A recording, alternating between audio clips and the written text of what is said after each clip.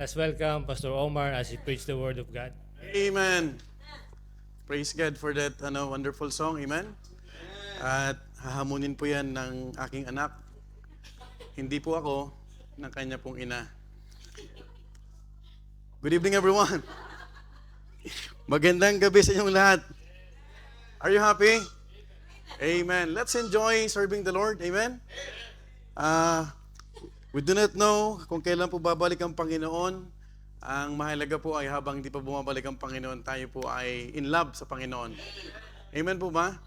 Just like my pastor celebrating 70th birthday today, and he's still in love with the Lord and so much in love for his future wife, no? So, hindi po yun ang mensahe ngayon. Dahil alam niyo na po ang mensahe na dadalhin po natin. It's the part 2 of the topic that we have discussed last Wednesday. John chapter 13, but this time, we'll be reading from verse 12 down to verse 30. John chapter 12, verse 30, and itutuloy po natin yung mensaheng pinamagatang hitok at tawel. Let's read responsibly as I begin reading verse 12 until we reach verse 30, and everyone will be read in unison. Let me read verse 12 of John chapter 13. The Bible tells us, "So after he had washed their feet, and had taken his garments, and washed it down again, he said unto them, Know ye what I have done to you?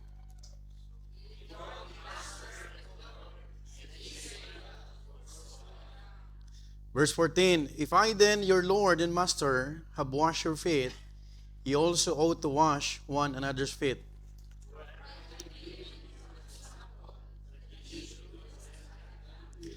Verse 16, Verily, verily, I say unto you, the servant is no greater than his Lord, neither he that is sent greater than he that sent him.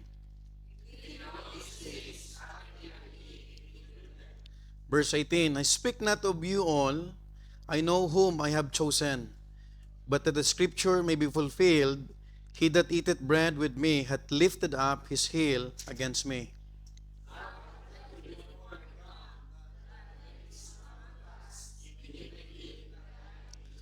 Verse 20, Verily, verily, I say unto you, he that receiveth whomsoever I send receiveth me, and he that receiveth me receiveth him that sent me.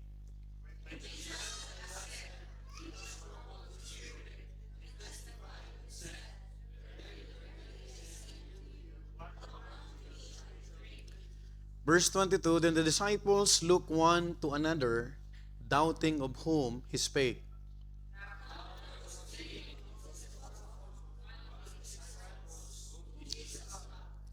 Simon Peter therefore beckoned to him that he should ask who it should be of whom he spake.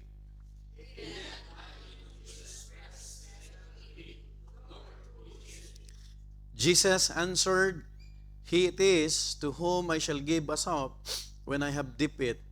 And when he had dipped the sop, he gave it to Judas Iscariot, the son of Simon.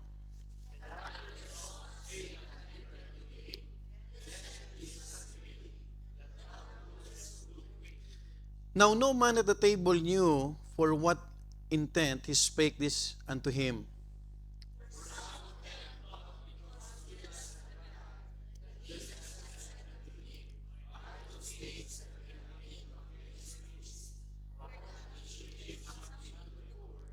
Verse 30, altogether now read. He then, having received the sop, went immediately out, and it was night. Father God in heaven, once again, we're so joyful, Lord. We're so glad to be in thine house, just to be able, Lord, to see ourselves humbling before thee. And we cannot do anything, Lord, without your grace. Apart from your grace, Lord, we're nothing, because we are the powerful God that we are serving, Lord. And we would like to entrust ourselves before thee. Lord, help us to have a receptive heart, a tender heart, and even, Lord, spiritual understanding that we could learn once again some principles from this passage, O God, as you have allowed us, Lord, to start a message since last Wednesday, O Father, about this topic, Lord. Thank you, Father, for this time that we could feast on from thy word. And I pray also that if there are any distractions, shortcomings that we have done before thee, Lord, may you please forgive us. May you continue to cleanse us, Lord, through the blood of the Lord Jesus Christ. And I pray once again, Lord, that your servant be a channel of blessing to your people. Help me, Lord, to meet the needs of thy people, O Father, as we entrust the remaining days of our conference, and even, Lord, joyful celebration for our 9th church anniversary by your grace. We pray, Lord, that you will continue to give us a servant heart, and even, Lord, we could please you in whatever ways that you want us to do, Lord. Thank you, Father, for this church, for your sustaining grace, and even, Lord, for the protection for each and every one of us. We pray, Lord, also we remember our brethren who are not around because of some concern, and even, Lord, health issues. We don't want, Lord, to extend the healing mercy coming from thee, O Lord, because you are our great physician. Thank you once again, Lord. We entrust everything to you, Lord. Speak to us and help us, Lord, to apply what we could learn from this. We love you, we honor you. In the mighty name of the Lord Jesus Christ, all the people say, Amen. Please be seated. Now, last week, we opened a message entitled, He Took a Towel. Praise God. Dito kasama natin si Brother Jed, no? It was about Jesus setting an example during His final hours. Imagine, less than 24 hours till His crucifixion. So makikita natin, kapatid, na lahat po ng mga sinabi po niya, lahat na nakasulat ay it was fulfilled because His word is true. And kapag sinabi ng Panginoon na ito ay mangyayari, wala po siyang sinabing hindi po natupad. Now, it's always a good thing to be reminded that when God give us promise or promises, we ought to claim it. Because kapag ang Panginoon nangako ay talagang hindi napapako. Now, it was their last meal together as complete. Listen, and during their supper, Jesus showed them an unparalleled act of humility. And we all know that. And that is what? To wash their feet. So makikita natin, kapatid, how the Lord demonstrated His humility. Na yung pinakamarumi pang parte ng katawan ng tao, ang kanyang hinugasan. Imagine, the Lord of glory took the place of a servant. What a blessing. The one whom angels worship stooped down to wash dusty feet. What a great example na makikita po natin, mga minamahal ko. And tonight, we will not only look again at the humility of Christ, but also learn the pattern He established for every believer and every servant of God. We all know that we are here because we want to serve God, isn't it? At maganda po na meron po tayong makitang pattern lagi. Ang ating pattern lagi sa paglilingkod, walang iba po yung ating Panginoong tagapagligtas. Because the towel was not only an object lesson to behold, but a principle to apply. Now, allow me to mention some main points that I have discussed already since last Wednesday, and we are discussing about the 4 directives, no, from the one who took a towel. I do not know if you still remember the first 2 points that we have discussed. Number 1, this is only a recap. Number 1, we are done about the practice of humility. And secondly, we have discussed the principle of fellowship. And this time, let me share to you tonight, I would like to submit the 3rd point for tonight. Let's talk about the pattern for ministry. In verse 12 to 17, allow me to read quickly this passage. As we could see from this passage, the pattern for the ministry. And in verse 12, look at what the Bible says. So after he had washed their feet, and had taken his garments, and was set down again, he said unto them, Know ye what I have done to you? So after all, that the Lord Jesus Christ, imagine, 12 paa, maruruming paa. Are you with me? At tinanong ng Panginoon, sabi niya, Know ye what I have done to you? In verse 13, Ye call me Master and Lord, and ye say, Well, for so I am. So makikita mo, kapatid, na hindi tinagi ng Panginoon, Jesus Christ did not deny He is Lord. Can I hear amen? So makikita mo na yung may mga ibang katuruan na si Kristo ay tao lang. But if you would notice from this, sabi niya, Ye call me Master and Lord, and ye say, Well, for so I am. In verse 14, if I then, your Lord and Master, have washed your feet, ye also ought to wash one another's feet. And in verse 15, for I have given you an example that ye should do as I have done to you. Verse 16, verily or truly I say unto you, the servant is not greater than his Lord, neither he that is sent greater than he that sent him. Last verse. Look at what the Bible says. If ye know these things, I want you to notice the last phrase. This is very vital. Happy are ye if you do them. You know what? If you will just understand, if every Christian today would truly understand the importance or the privilege to serve, you will be happy. You will not think about, teka lang, napagod ako. Kundi, ang sabi ng Panginoon, if you know these things, the Bible tells us, happy are ye if you do them. Now take note, kung meron man tayong nakikitang mananampalataya na kahit pagod at naglilingkod sa Panginoon, dahil sa isang katotohanang naintindihan niya na ang paglilingkod sa Panginoon ay isang pribilehiyo. Kahit pagod na, galing trabaho, pupunta pa yan. Some of you, most of you, mahirap pang mag-alaga ng bata, mahirap pang magbadante, mahirap ang nasa impresa, but if you are serving God, you will be very happy. Tama po ba? Because the one that you are serving is not a people or a person, but no other than the most powerful God, the Lord, the Master that the disciples called before. Now, take note, after the washing the feet of his disciples, Jesus put on his outer garment once again and sat down. Now, allow me to mention what the Bible tells us in John chapter 13, verse 4. Ang sabi ng Bible, he riseth from supper and laid aside his garments and took a towel and girded himself. Alam niyo po yung ibinalabal? Yung tinatawag na towel. And in verse makikita natin kapatid, after the washing their feet, look at verse 12, ang sabi po ng Bible, so after he had washed their feet, look at this, and had taken his garments and was set down again, he said unto them, know ye what I have done to you? So doon tinanong ng Panginoon, this means that the meal was just truly interrupted, take note, because everyone was eating. But everyone's feet were dirty. So yung tinatawag na ginawa ng Panginoon ay talagang it's a phenomenal example na makikita natin na talagang ang Panginoon ay nagset ng halimbawa. No? Habang sila po'y kumakain na yung mga paa nila ay madumi, ang Panginoon ay tumigil at talagang pinakita yung servanthood. Now notice that Jesus did not shout, he did not rebuke them. He did not push guilt on them. And take note also, he did not even make a sermon. But what he did was he taught a lesson by what? Expounding what he recently did.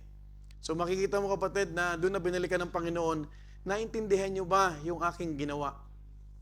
Are you following? Pagkatapos po lahat ng maruming paa ay nalinis. No? Hinugasan ng Panginoon, hindi lang hinugasan, tinuyo pa ng towel na malinis. No? At take note, hindi yan ibabalabal ng Panginoon sa kanyang katawan kung marumi yun. Now, we have to understand, he said, mga kapatid, sabi niya rito, you call me master. If you are going to understand verse 13, sabi niya, he said, you call me master and Lord, and you are right. No? Hindi niya tinanggi, for I am one. Sabi niya rito, for so I am. And in verse 14, sinundan niya agad, sabi ng verse 14, if I then, your Lord and Master, have washed your feet, ye also ought to wash, what? One another's feet. O, parang sinasabi ng Panginoon dito, kung talagang ako yung master ninyo at ang Panginoon ninyo, you should do the same to other. Wow. So that's the purpose. No? That's the thing that the Lord Jesus Christ wanted to share to those disciples. Now, Jesus was not just teaching them a church custom, but a ministry pattern. Take note, a ministry pattern. You know what? Ang ganda kapatid kapag naintindihan natin yung passage nating pinag-aaralan. Because we are not here just to know stories upon stories. Are you following? We are not here to add our knowledge or our theology. We are here to grasp the substance. Amen po ba? We are here to apply what we could learn from this story. Bakit ginawa ng Panginoon? And from here, makikita natin kapatid, that we will see that by foot washing, take note, he was not dealing with dirty feet. It was about a proud hearts. Why? Because in John 13 verse 15, the Bible says, sabi niya, "For I have given you," what? "An example, that ye should do as I have done to you." Now, let me ask you, why would Jesus Christ make an example if He has nothing, mga kapatid, have seen dun sa mga tao na may totoong problema sa puso? Are you with me? Because yung issue, kapatid, na who is the greatest among, nadala pa nila sa upper room. And do not forget that Jesus Christ is an all-knowing God. Alam ng Panginoon yung detail ng ating puso. That is why, makikita natin kapatid, the word example from this verse, it means a pattern or a model to be copied. Ibig sabihin, kung meron man tayong kukopyahin, gagayahin, hindi tao. Can I hear amen? It's the Lord Jesus Christ. Now, take note mga minamahal ko, that Jesus was showing them that ministry is not built on prominence, but on humility. Can I hear amen? Pag gusto natin maglingkod sa Panginoon, the first and foremost that we need to understand and learn in our life, if you want to pursue the ministry, it's all about humility. You know what? Makikita natin kapatid, that the Lord Jesus Christ is the perfect pattern for ministry. Siya po yung pinakahalimbawa natin. That is why we have to understand tonight that ministry is not about titles, but it's about towels. Are you following? It's not about titles, but it's all about what? Towels. Kung kaya mo nang hawakan yung towel net at maghugas ng pinakamaruming tinatawag na parte ng katawan ng tao, you are in for the ministry. But if you are not prepared or ready, let us remind ourselves that ministry is not about titles. It's all about what? Towels. Folks, let me remind you also that leadership is not about ruling, but serving. You know what? Makikita natin kapatid, in John chapter 13 verse 16, sabi niya, "Verily or truly, truly, I say unto you, the servant is not greater than his Lord." Now, let us pause for a while. Who is our Lord, by the way? It's the King of Kings. Amen po ba? Kung yung King of Kings ay humawak ng maruming katawan ng tao, parte ng katawan ng tao para ipakita yung kakumbabaan, who are we? Amen po ba? So ibig sabihin, mula ngayon, and after 8 days, lahat tayo ay maharap sa isang malaking event by the grace of God. Amen po ba? We will promote Great Commission. We'll promote world missions. And every one of us will become what? Servant. Can I hear amen? Meron po tayong gagampanan. Now, I hope that we will not, what? Complain. Amen po ba? Whatever task that the Lord assigned to us through your pastor, through your ministry heads, and I thank God because last Sunday, I talked to the men before and then the leaders, sabi ko, please help yung tinatawag na dry run. And praise God because it was a smooth one. So makikita mo kapatid na pag nagkakaisa, pag nagkakatulungan, smooth, napapadali. Amen po ba? Because everyone is willing to what? Collaborate. Collaborate or what? Coordinate. Now, in verse 16 again, sabi niya, "Verily, verily, I say unto you, the servant is not greater than his Lord." Now, if we call Jesus as our Lord and Master, He was willing to stoop. Then we have no right to stand too high. Kung ang Panginoon, pinakita niya na kaya niyang bumaba, kahit yung mga tao ay nandun sa upper room, bumaba siya. Nagpakumbaba siya at ipinakita niya yung paglilingkod. Now folks, my dear beloved brethren, in the upper room, the disciples debated on who's the greatest in the kingdom. But today, leaders debate on whose ministry is the most vital inside the church. Let me remind you, every ministry is vital. Do not think that I am holding a superior ministry. You know what? Every ministry, ano man ang ginagawa mo, let me encourage you, ginagawa mo yan sa Panginoon. And you are very important in the eyes of God. Walang less important, walang tinatawag na sila lang yung tinatawag na, you know, some ministries, kapatid, people are working behind the scene. There are no spotlights. Amen po ba? When you are doing meal ministry, you know what? Minsan, hindi nakakapakinig ng maayos. Tama po ba? Pero ginagawa nila yung kanilang ministeryo para lahat tayo makakain. May mga ushers, kapatid, na lahat tayo, kapatid, pag napuno to by the grace of God, let's claim that the Lord will give us great numbers of visitors, not just 100. Kung masosobrahan pa yan, mas maganda. And some of us, mga kapatid, let's be willing to stand up to allow the visitors na umupo na dito. I hope na wala na tayong magiging ill feeling doon sa mga ushers na yung ushers na problema na dahil walang maupuan yung mga bisita. Ikaw naman gusto mong umupo dahil ikaw ay member. Are you following? So bakit pa tayo mag-iimbita kung walang bisita? Are you with me?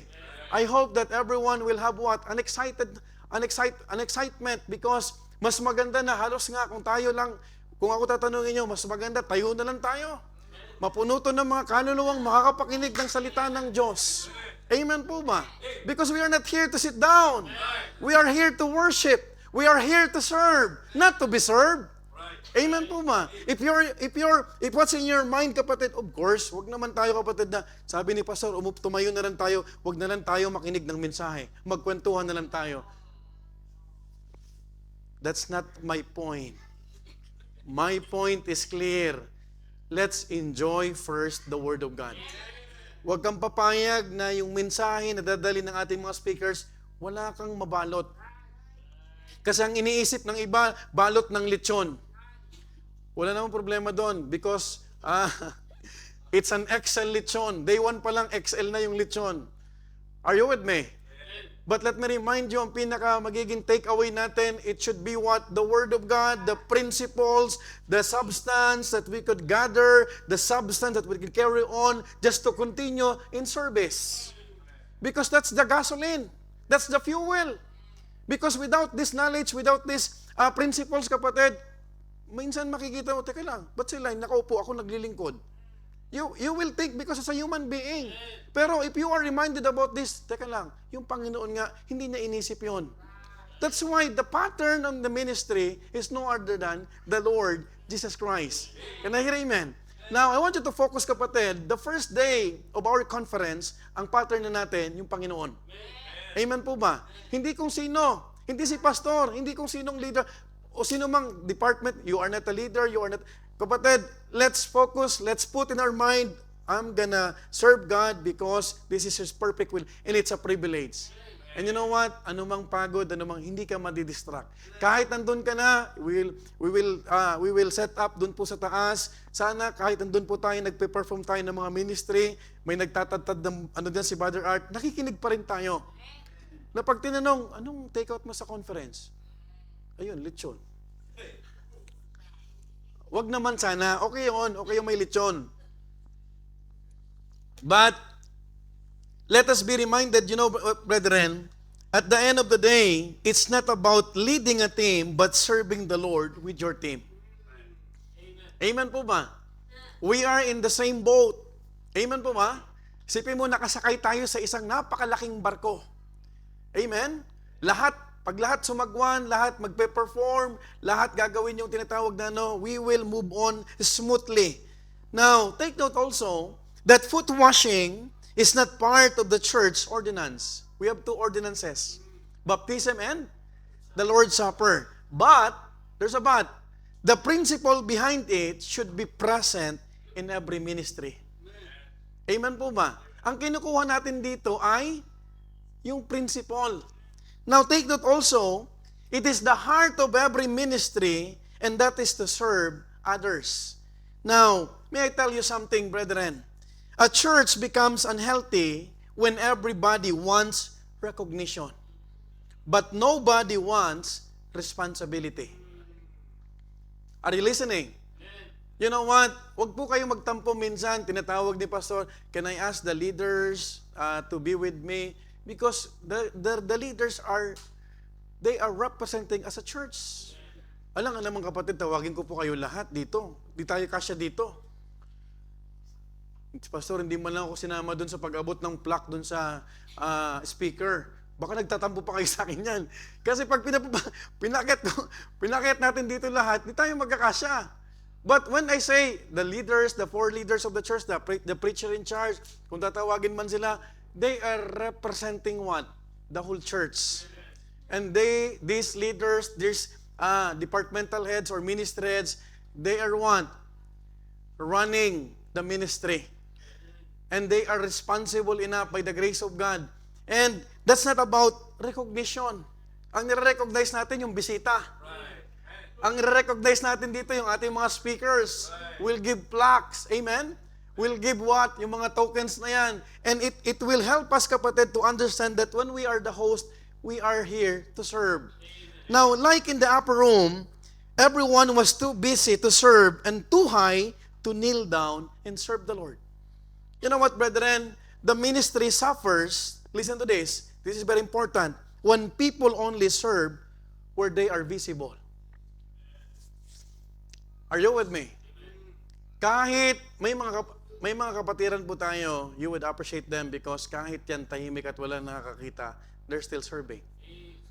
That's the kind of service that God wants us to do.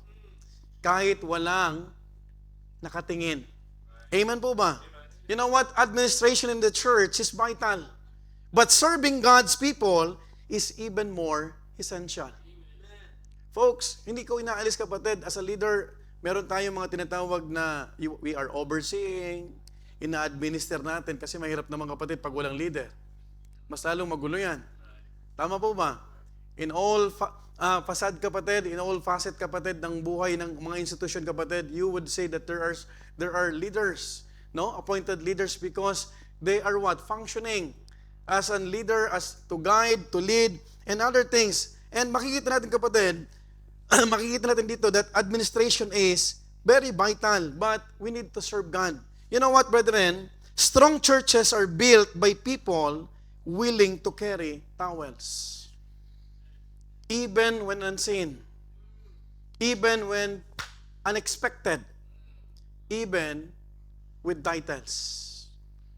Folks, makikita mo ang success ng church kapag lahat tayo willing humawak ng towel. Ibig sabihin, we have the mentality that I am here to serve. Amen po ma? Pag ganun po lahat, kapatid, it becomes what? A strong church. Pagod tayo, mapapagod tayo, definitely mapapagod. Amen po ma? Definitely, kapatid, may mga exhaustion, physically, the energy, yung tinatawag na mga irregularities lalabas dyan. We cannot avoid those things. But let me remind you, let me encourage you, huwag natin kalimutan na ginagawa natin ito lahat, anumang ministry, para sa Panginoon. Why? Because a person may hold a literal towel in church, yet still carry pride in the heart. Now, praise God. Praise God for our preacher in charge. You know what? Praise God for our preachers. They have not been, what?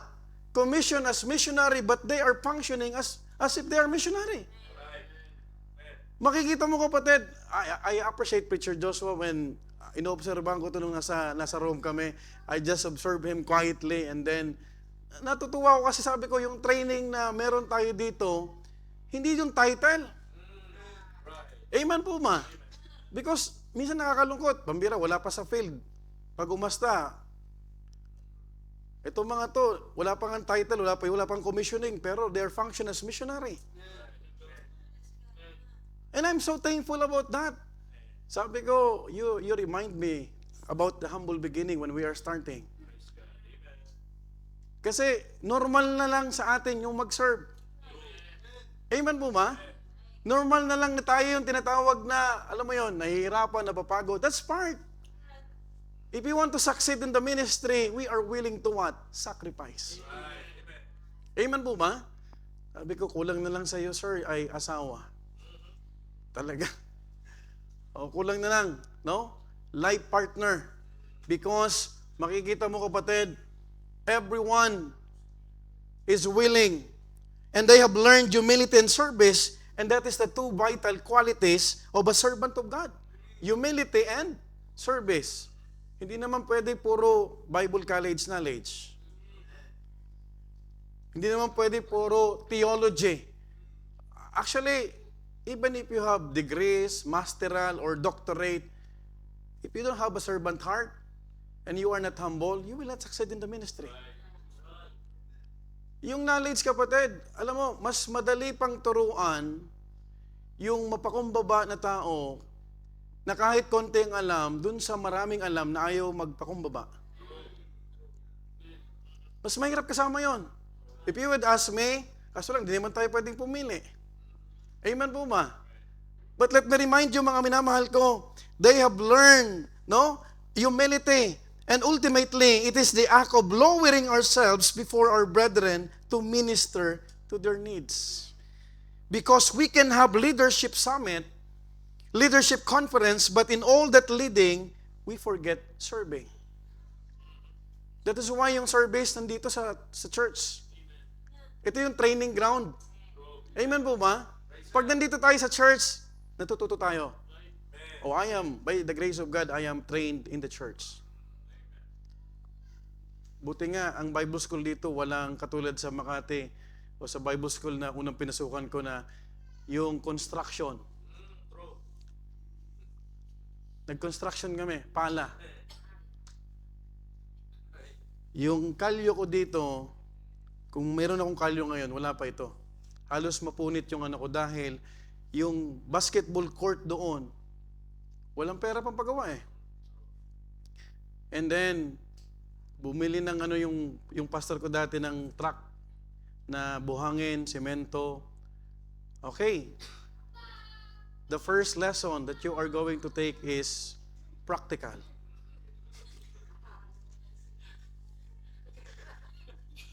Kamot ako, sabi ko, di ba Bible school to? Bakit pala? Tapos alam mo yung merienda namin? Saging. Saging na nilaga. Saba. Merienda namin, saging pa rin. Na may gata. Iniiba-iba naman. Pero ang saging pala mabigat. Now, if you are a homeboys in Bethany, Makati, alam to ni Ma'am Jelaine eh, magpapala ka doon. Tutulong ka doon. Amen? Alam mo kung bakit malinis lagi ang auditorium ng Bethany, Makati? Because of the homeboys. Pagdating ng service, malinis na yan. Ini-inspect na lang ng Sergeant at Arms, nung tinatawag na, kalimutan ko yung deacon na in charge doon sa Pag hindi, naka-report yan. Bawas yan sa grades. And they were trained. Now, when they are already in the field, they can apply. That's the blessing. Amen po ba? Now, I want you to understand, ultimately, because we can have leadership training, that would be a tragic thing. That is why Jesus did not get a paper or a pen, He took a towel. Hindi siya kumuha ng, alam mo yung scroll? Marami ng scroll. Meron ng Old Testament books. Buo na yung tinatawag na Genesis to Malakay. Right? So Jesus Christ did not took a scroll or a pen. He took what? A towel. Kailangan balanse. Amen po ba? And thank God because we have what? The pattern for ministry. And that pattern is no other than the Lord Jesus Christ. Imagine the first church that was established. Yung unang tumayo, yung unang tinatag ng Panginoon, yung church na nasa Jerusalem, at dumaan sila sa training, kapatid, and by the grace of God, not only giving powers, giving healing powers, hindi lang magpalaya sila ng dyablo, tama po ba? Hindi lang sila nakakita, kapatid, na yung patay na bubuhay. Hindi lang sila nakakita ng feeding of 5,000 men na pinag-pray to 2 fishes and 5 loaves. But they were what? Trained. They were imparted with what? With a lesson.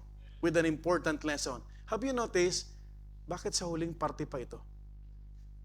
Because maybe the Lord Jesus Christ was thinking, not only they are debating about who is the greatest. Of all their knowledges and experience with the Lord Jesus Christ, baka makalimutan nila that ministry is all about serving. What a blessing! Kasi ito na yung huling hapunan. Ito na yung tinatawag na huling midweek service natin bago tayo pumasok sa week ng ating conference. Now, 4 directives from the one who took a towel. Number 1, are you still with me? The practice of humility. Number 2, the principle of fellowship. And thirdly, the pattern for ministry.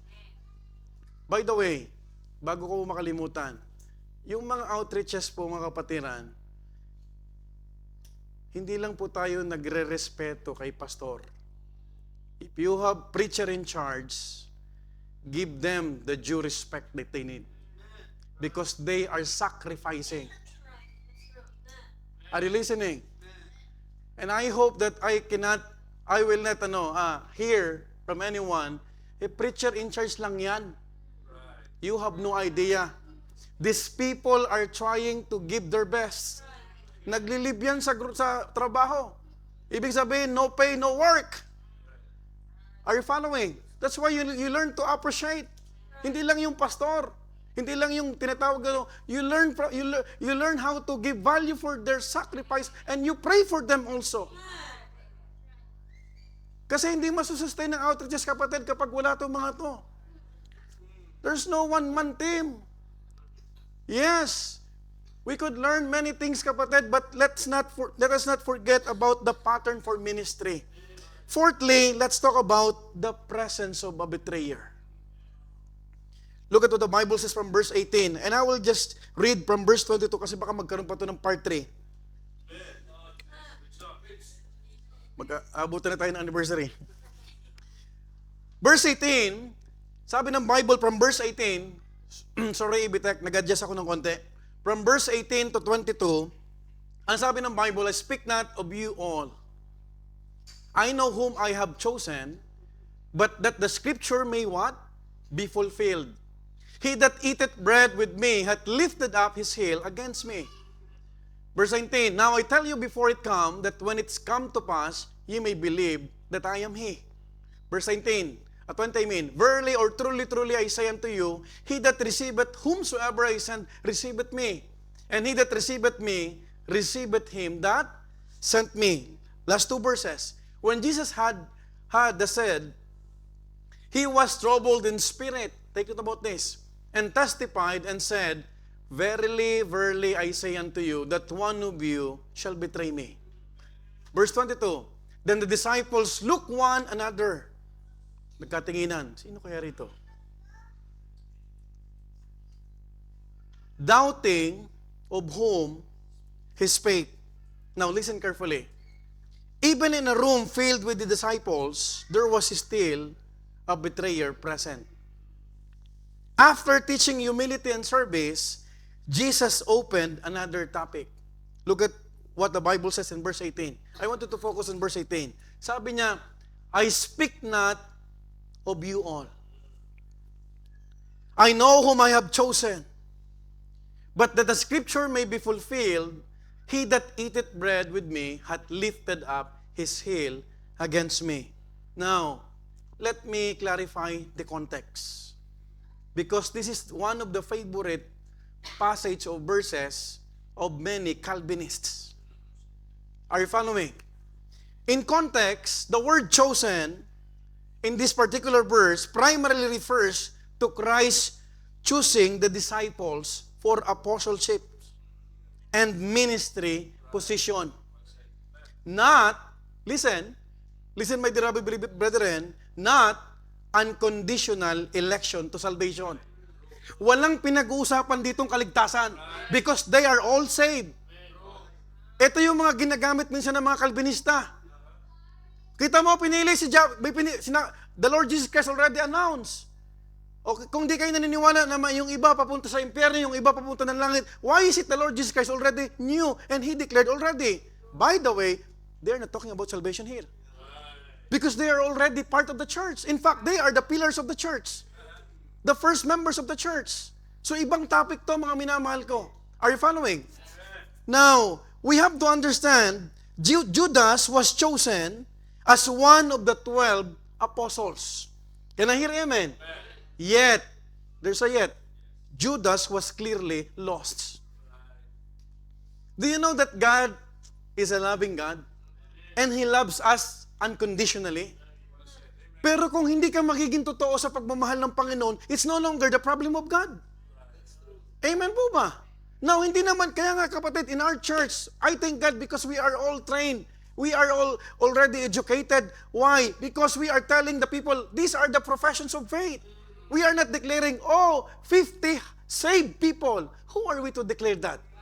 We have no idea how sincere they are, how true their profession. Because possession and profession are two different things. And praise God because we are possessing God's love and unconditional love. And tonight, if you are saved, can I hear amen? Salamat sa Panginoon, ligtas po tayo. Kasi kung di tayo ligtas pa tayo, babalik-balik sa gawain ng Panginoon. Why would you allow yourself to be what? To be tired.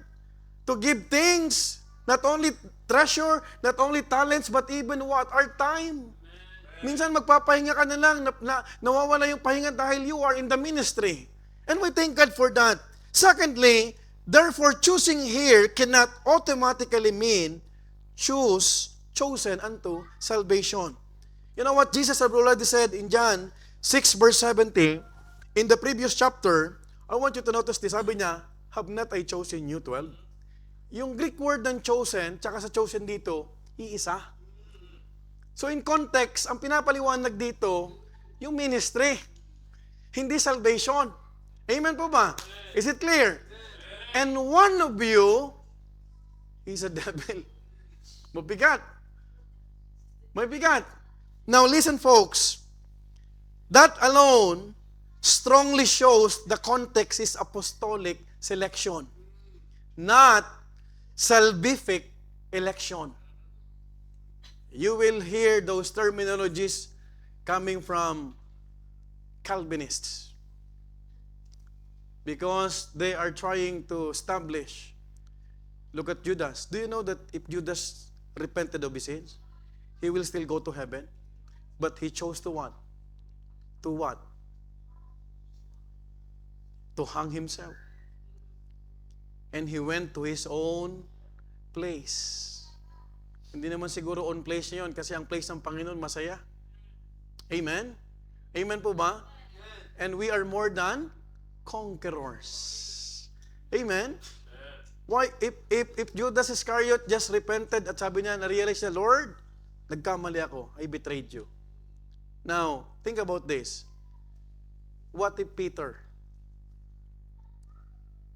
denied the Lord Jesus Christ more than thrice, but at the end of his life, he still asked repentance and forgiveness? Will Jesus Christ forgive him? Hindi naman tayo sinukuan ng Panginoon. Ang dami nating pagkukulang.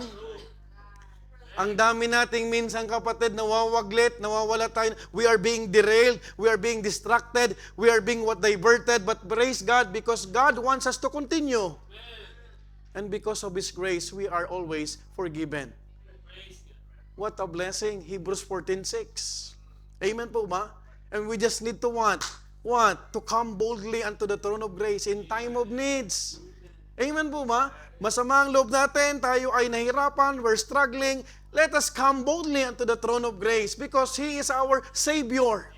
He is our Lord and He knows our limitation, our capacity. And folks, listen to this. There was a betrayer in the room and Jesus knew it. But He did the same act of kindness from the most sincere apostle down to the betrayer. Have you remember, may nakatabi pa sa Panginoon?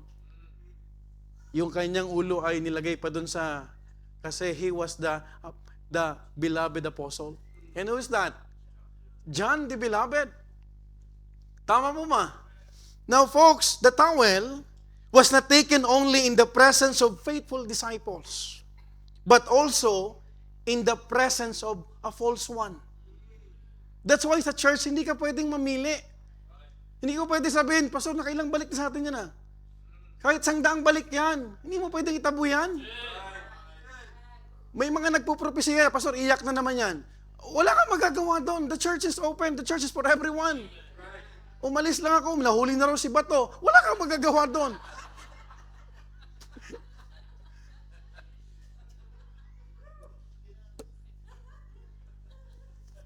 Pambira, ganda nung Sunday school, di ba? Tapos huhulihin lang. Anyone can come to the church. And this is the testimony of the church. You know that, kapatid, especially dun sa mga kasama ko noon pa. From the time of Abraham, wala po tayong tinanggihan. Pag bumabalik, we welcome them. That's why it's no longer a question, Pastor, ano bang, we are happy. Pag hindi ka masaya, this is not a church. Biri mo, magpapakumbaba na, magbabalik sa Panginoon, tapos tatanggihan mo pa. Look at what happened in the prodigal son. In the parable of the prodigal son, the father, nagpakatay ng lechon. Amen po ba? Now, this is the kind of the spirit inside the church. Praise God. Because we learn from the Lord's word. And the towel, take note, was not taken only in the presence of faithful disciples. Hindi pinili. And Jesus knew it, but He chose to be kind anyway. In verse 21, we see that Jesus was troubled in spirit when He said that one will betray Him. Take note. Let's read. When Jesus had that said, He was troubled in spirit. Bilang nagkatawang tao. Amen? And testified and said, Truly, truly, I say unto you, that one of you shall what? Betray me. Now, take note, it is hard to serve and be betrayed. It is a pain that even our Lord experienced Himself. And brethren, there is another angle in Jesus' taking of the towel that we can learn. What is that, Pastor? More than humility. It's choosing kindness despite who's around us. Hindi sinabi ng Panginoon, teka lang, hugasan ko to. Ito mauna. Ito, traitor to. Natapat lang sa'yo. Binibilisan ko na ito. Wala kang magagawa doon. That is why, when we accommodate visitors, hindi ka mamimili. Mukhang mayaman, mukhang yayamanin, mukhang hindi naliligo. May bangs katulad ni Sir Leone, walang bangs katulad ni Sir Myrna. Wala tayong magagawa doon. We need to accommodate them. Natatawa ka na naman. Pag joke, nagising ka. Pag message, naanto ka. Are you following? We welcome them. Amen po ba? Ano mang kulay nila, ano mang amoy, be ready. Huwag mo naman pag nag-usher ka.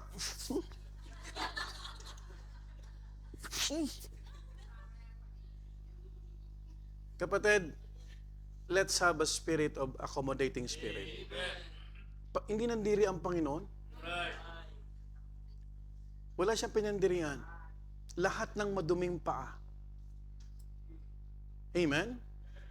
Amen po ba? So, ibig sabihin, tayo ang unang maligo. Amen? Para mabango tayong lahat. Can I hear amen? Hindi yan ang mensahe, ha? More than humility, it's choosing kindness despite who's around us. Folks, listen. Our service must not depend on perfect people. You cannot find even a single person who is perfect. Can I hear amen? If we only serve when everyone is loyal, grateful, and easy to love, we will not serve long. Because wala kang makikita na isang taong perpekto. maybe in a month, in a few year, you will see flaws, imperfectness, shortcomings. Are you with me? Are you following? Now, makikita mo kapatid, if we only think about the example of the Lord Jesus Christ, you would understand, masarap pala talaga maglingkod sa Panginoon. In fact, in 1 Peter chapter 4, verse 8 to 10, I'll just read it quickly. And above all things, have fervent what? Charity among yourselves. For charity shall cover the multitudes of what? Sins. Verse 9, use hospitality one to another without grudging. As every man hath received the gift, even so minister the same one to another as good stewards of the manifold of God. Minsan alam nyo ba kapatid, yung mga transport natin, magkakarwash yan, mapapabanguhan. Tapos may mga sinusundo sila, mamaya galbok na. Yan, napapakamot si Brother Art. Ang bira ito mga to. But that's part of hospitality. Salamat po sa mga transport ministry natin. They're willing, no? Hindi lang para mag-drive, kundi talagang sakyan yung kanilang mga sasakyan. Amen po ba? Now, I hope, mga kapatid, tayo kapatid, we need to give time to pray, not only to pray, but to appreciate. Kasi masarap nagtutulungan. Amen po ba? Pambira, pag wala tayong maayos sa transport ministry, sino magbibitbit ng mga yan? Yung pagdadala pa lang ng pagkain dito, para ka nag-dumbbell eh. Right? Now, I hope kapatid, that we will be reminded about these things. Jesus' humility does not mean ignorance. Jesus was humble, but He was not naive. Alam niya ang nangyayari sa lahat. Alam niya, late si Brother John Tuason. Alam niya. Amen po ba? Alam niya yung batang maingay din, nasawayin niyo yan. Lahat. Lahat ng nangyayari kapatid sa loob ng church, alam ng Panginoon. Because He is the head of the church. Judas, mga kapatid, alam niya, he knew Judas, he knew the heart, he knew the betrayal was coming.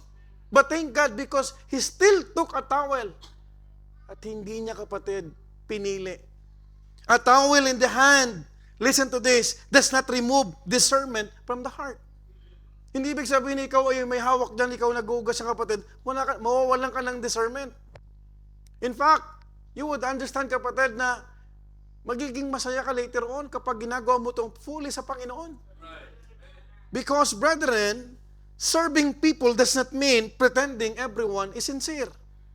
It means obeying God even when some are not. O tanungin ko ngayon, hindi naman lahat ng pumunta rito sincere. Right? O kung lahat sincere yan, di puno na tayo, libo na tayo. Right? And purihin ang Panginoon because we could, grabe ang Panginoon. Alam niya na natatraido rin siya pero he still wash. What a pattern. What a blessing. Amen po ba? O minsan may mga bisita parating, kakainan lang gusto. Tama mo ba? Hindi mo na pwedeng palayasin. Pero ang blessing kapatid, tayo mismo, ito po ay anniversary. Sana kung pupunta kayo, ang maximum lang po ay 9:30 dahil isang mensahe lang po ito. Huwag kang magsabi, hindi hanggang alas 12 yan, dumating alas 12 G's. Anong aabutan yan? Minsan mali kasi ang pag-iimbita. You tell the truth, you lay down the cards. Amen po ba? Huwag tayong mag-iimbita kapatid for the sake kapatid na pumunta lang kahit wala na. Because mawawala yung purpose.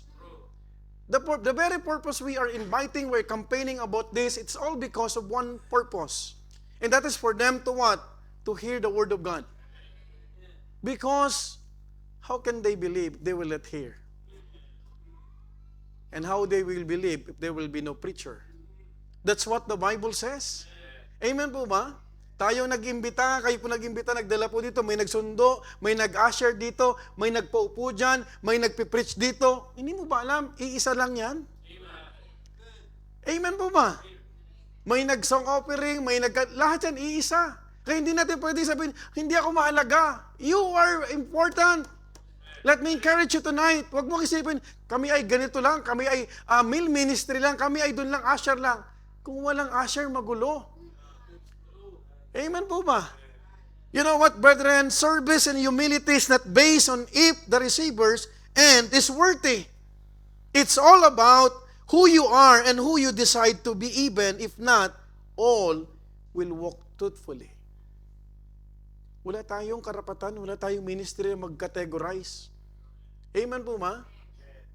Folks, in Colossians chapter 3, verse 23 to 24, the Bible says, and whatsoever you do, this is very common to us, do it heartily or heartily?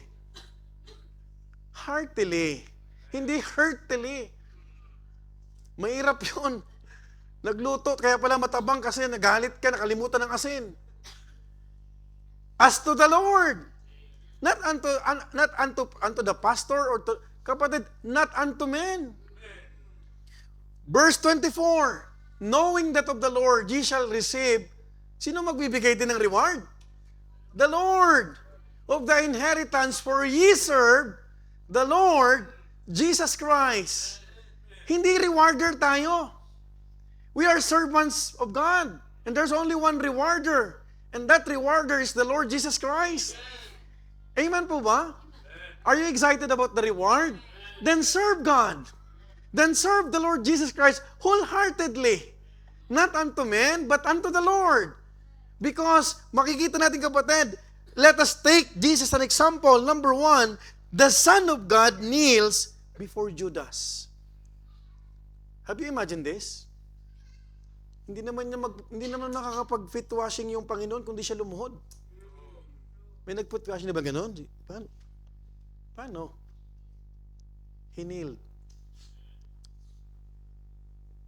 Jesus Christ, the Son of God. I hope we will be reminded about this. Number two, the Creator washes the feet of the traitor.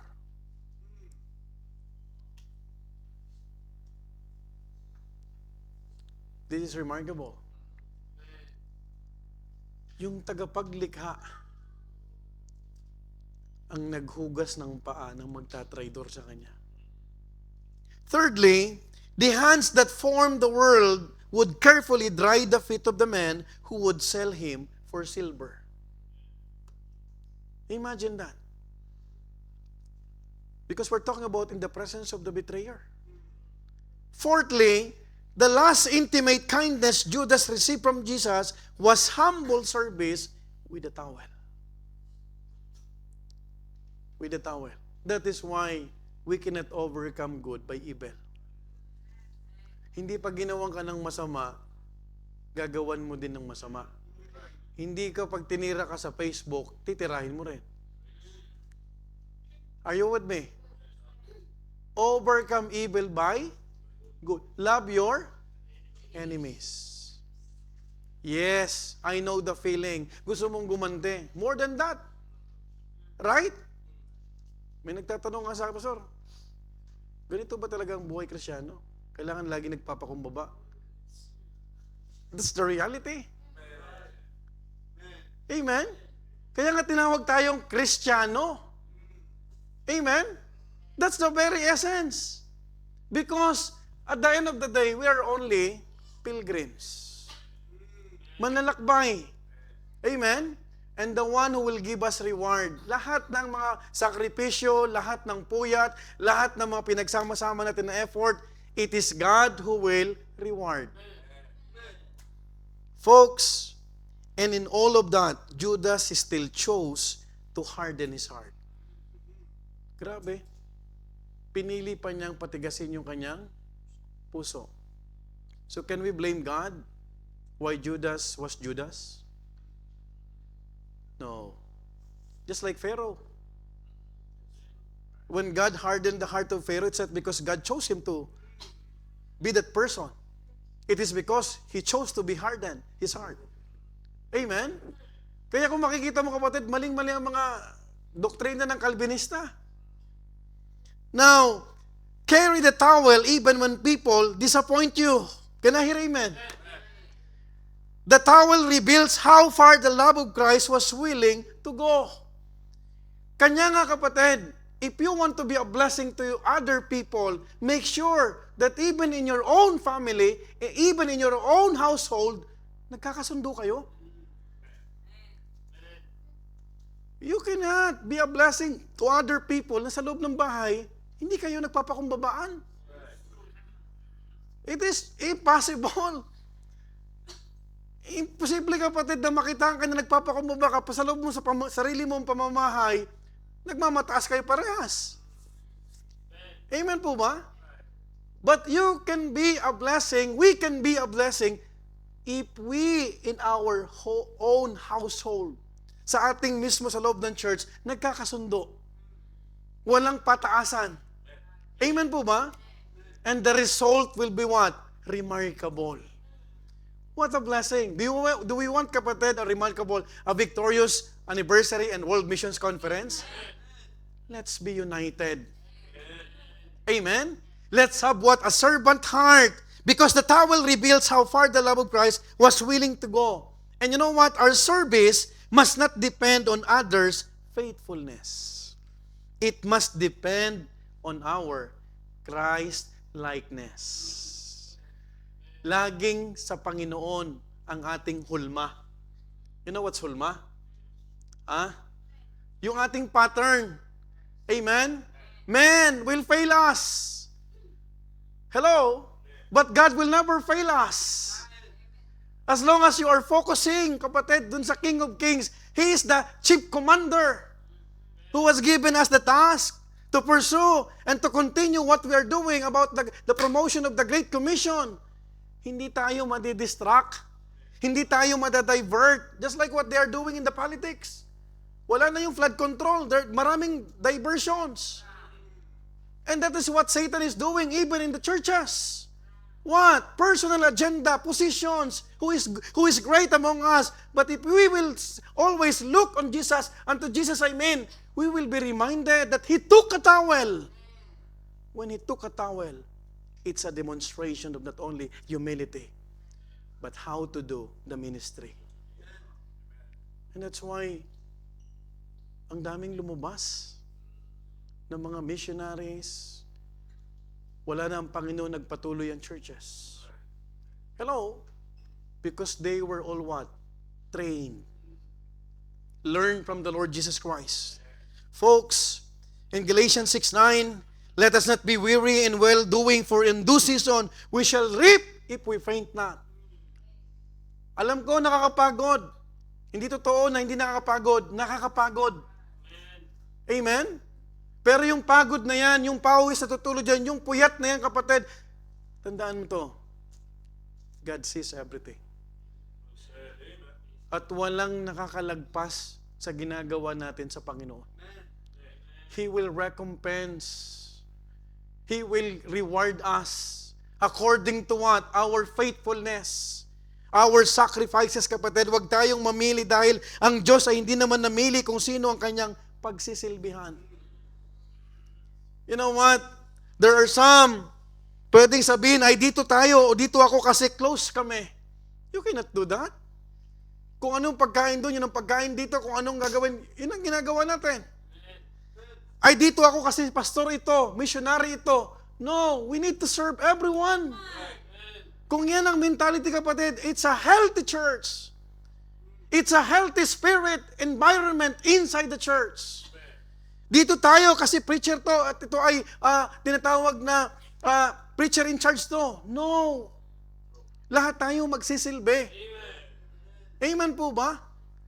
Without partiality. Amen? Yung pagdakot mo ng pagkain, dalawa sa'yo, ito tatlo, kasi close ko to. Doon nag-aaway-away. Alam mo ba, pagbagsak niyan, bilang na yan, kung dalawa nilagay mo doon, di dalawa din sa kabila.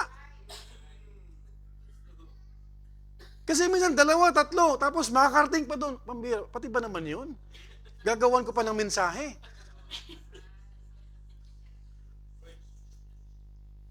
Ba't hindi nilang kapatid? Dalawa. Pag may nasobra, umulit kayo. Pantay-pantay. Are you following? Pastor, yung lechon wala akong balat. Pati ba naman balat? Poproblemahin ko pa. Hindi ka nakakain ng balat. Balatan ka kayo ni missionary. Hello? Are you with me? Many people are willing to carry the towel only after checking who is in the room. But Jesus Christ did not. When He took a towel, He knew everyone.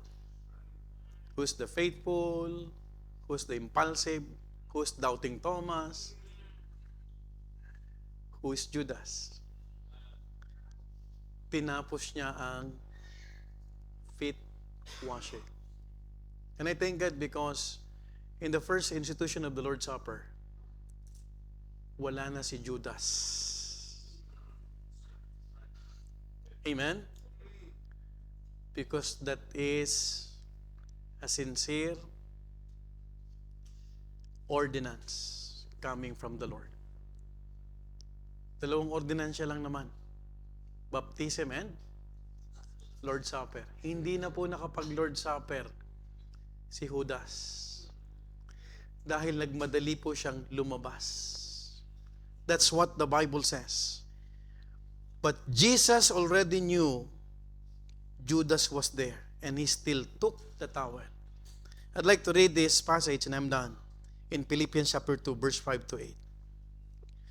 Let this mind be in you, which was also in Christ Jesus, who being in the form of God, thought it not robbery to be equal with God, but made himself of no reputation, and took upon him the form of a servant, and was made in the likeness of men. Last verse. And being found in fashion as a man, he humbled himself. Amen? And became obedient unto death, even unto the death of the cross. Praise God, because Jesus Christ is the great teacher who taught us the true meaning of theology. Wala kang makikita sa Panginoon na apology. He spoke about theology in all aspects. I hope tonight, from Wednesday last week and even tonight,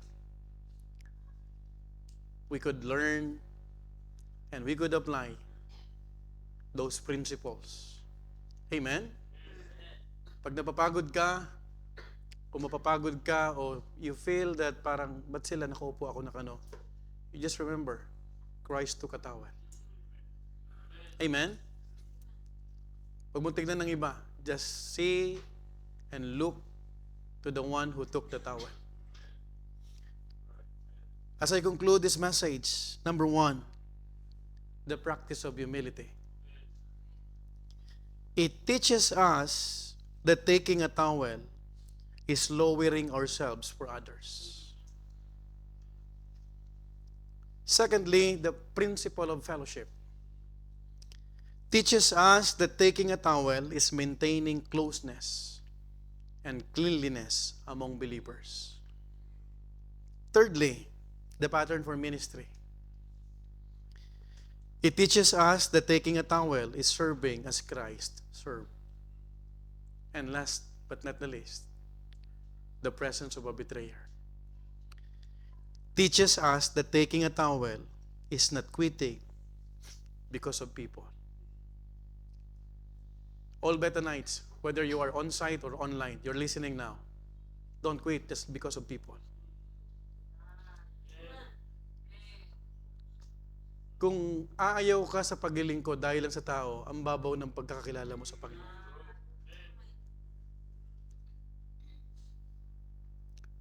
Kung mababaw ang pagkakaintindi mo sa paglilingkod sa Panginoon, pwede bang laliman mo ngayon? Kasi ang paglilingkod sa Panginoon, whether we like it or not, It's only a privilege. And one day, one by one, we will be rewarded according to our service. Kung makakalimutan man ng pastor o ng leader mo na i-appreciate ka, God won't. Let me remind you, and I would like to encourage you all. Lahat ng gagampanan mo sa event na ito, sa mga darating na araw, it is God who will bless us. I hope tonight we learn many things about this message. Shall we all stand up and we'll pray? He took a towel. Father God in heaven,